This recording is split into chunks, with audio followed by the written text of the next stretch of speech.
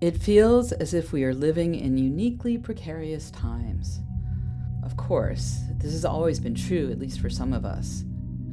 But today, our lives and our children's futures are being shaped by unprecedented fires, floods, pandemics, and political upheaval.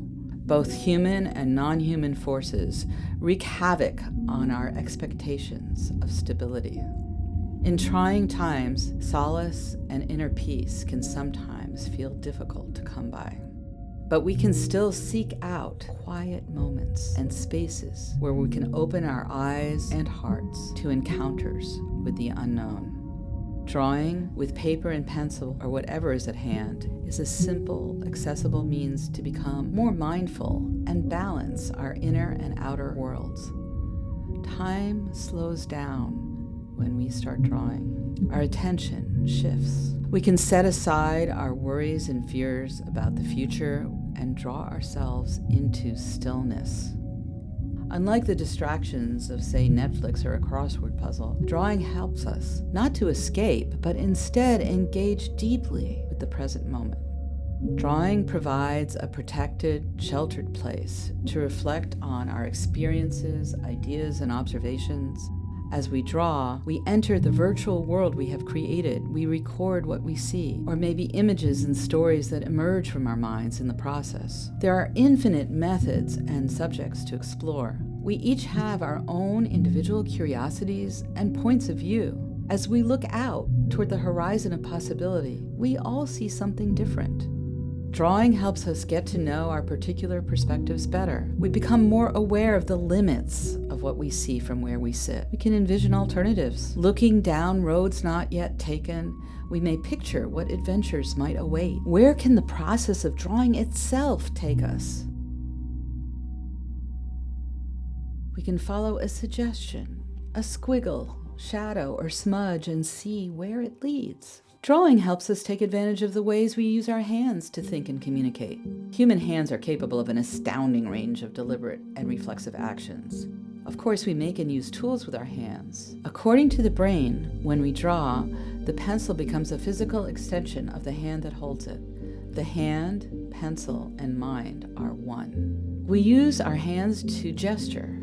Using gestures in this way to communicate precedes words. Before she can speak, a baby reaches out her hands toward you, and you know she wants to be held. Any good comedian knows how to use their hands to engage their audience. Drawing integrates tool use with our abilities to think and communicate symbolically through gesture. When we move a pen or pencil across the drawing surface, we leave the traces of our gestures behind.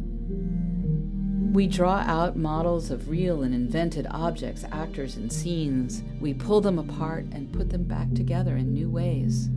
In daily life, spatial analogies permeate our thinking so completely we don't usually even notice them. We'll say, we need to turn things over in our minds when we want to analyze a subject thoroughly. We try to get on top of a situation, cover a topic, uncover the facts, or put a difficult issue to the side.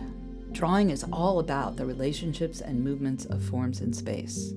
We make marks in 2 dimensions on the drawing surface, and then we play with them in the virtual 3-dimensional world of the drawing. Drawing often enables people to express emotions that are difficult to say. For some, drawing let them acknowledge or accept feelings that they were unaware they had. Drawing together also created a shared experience.